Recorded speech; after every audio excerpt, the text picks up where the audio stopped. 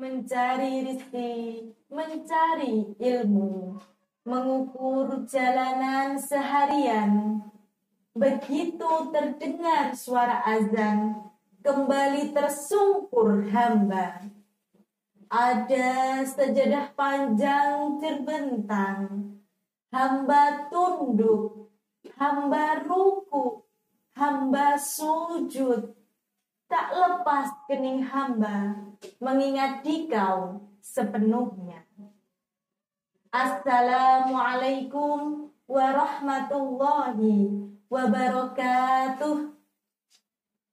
Innal hamdalillah nahmaduhu wa nasta'inuhu wa nastaghfiruh wa na'udzu billahi min sururi anfusina wa min sayyiati a'malina. May yahdihillahu fala mudhillalah wa may yudlil fala hadiyalah. Asyhadu an la ilaha illallah wahdahu la syarikalah wa asyhadu anna Muhammadan abduhu wa rasuluh. Allahumma sholli ala Muhammad wa ala ali Muhammad. Amma ba'du. Yang saya hormati segenap dewan juri yang arif dan bijaksana, serta hadirin kaum muslimin dan muslimat yang dirahmati Allah yang penuh semangat. Hanya untayan kalimat syukur yang patut menghiasi hati dan bibir kita untuk senantiasa mengingat nikmat Allah yang tiada terhingga yang diberikannya kepada kita.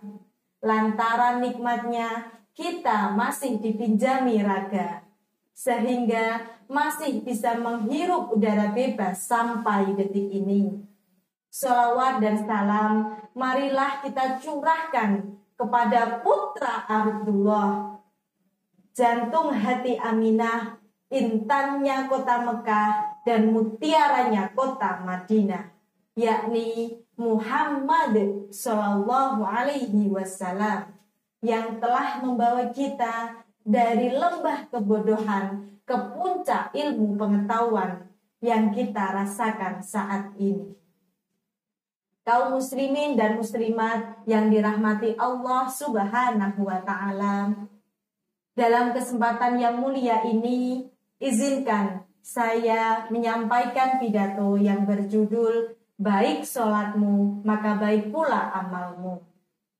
Hadirin rahimakumullah, kita telah mengenal rukun Islam, yaitu syahadat, sholat, puasa, zakat, dan haji.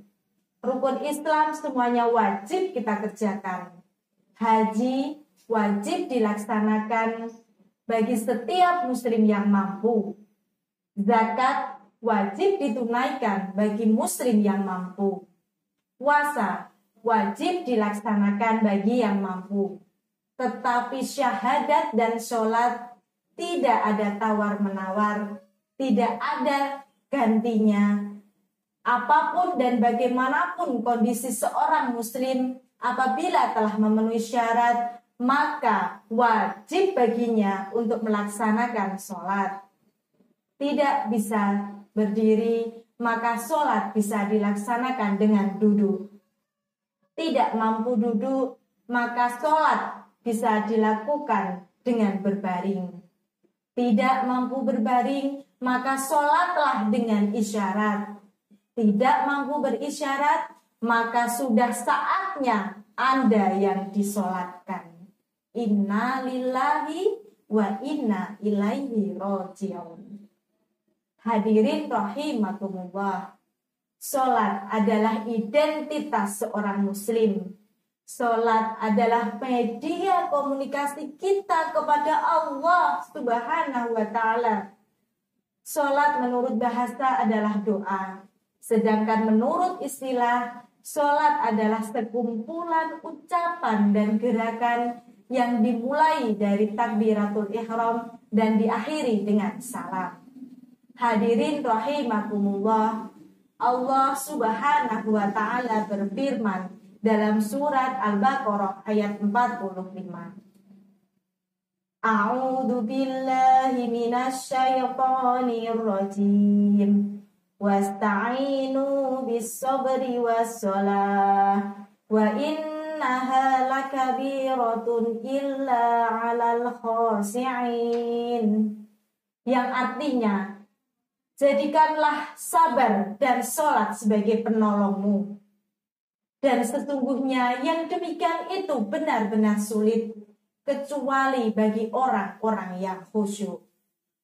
Sahabat mulia yang dirahmati Allah, Syekh Aid Al-Qarni menjelaskan, salah satu nikmat yang paling besar jika manusia mampu berpikir adalah bahwa sholat-sholat yang diperintahkan oleh Allah sejatinya adalah proses pengangkatan derajat seorang hamba. Bahkan sholat 5 waktu dapat menjadi obat yang paling mujarab yang dapat mengobati berbagai kekalutan. Sholat mampu meniupkan ketulusan iman dan kejernihannya ke dalam relung hati. Sehingga hati manusia pun akan selalu ridho dengan apa saja yang ditentukan Allah.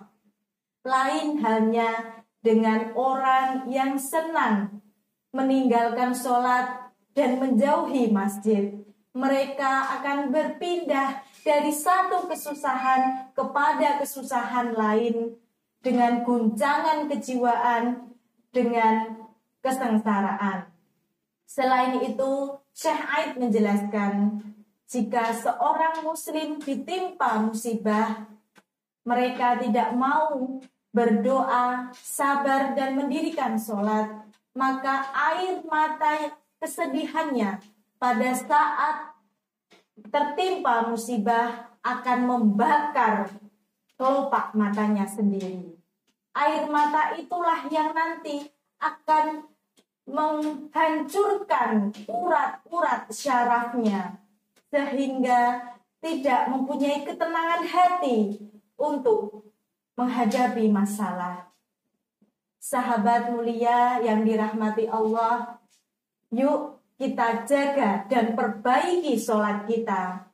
Sholat adalah tiang agama. Semakin baik sholatnya, semakin baik pula amal ibadahnya. Semakin tidak berkualitas sholatnya, semakin tidak baik amalnya. Sholat adalah amalan yang pertama yang dihisab di akhirat dan menjadi ukuran kebaikan amalan lainnya.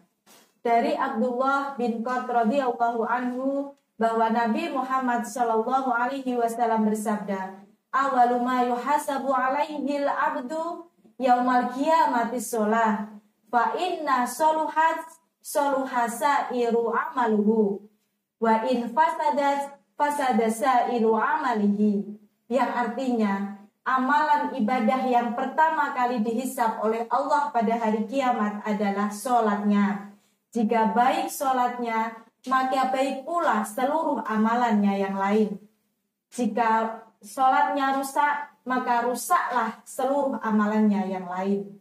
Hadis riwayat Tabrani disahihkan oleh Syekh Albani. Hadirin yang dirahmati Allah, demikianlah yang bisa saya sampaikan. Mudah-mudahan bermanfaat bagi kita semua. Jika ada kebenaran, itu semata-mata dari Allah Subhanahu wa Ta'ala. Jika ada kekurangan, itu semata dari kelemahan saya sebagai seorang manusia. Putih mukena berhias rendah, beli di pasar, murah harganya.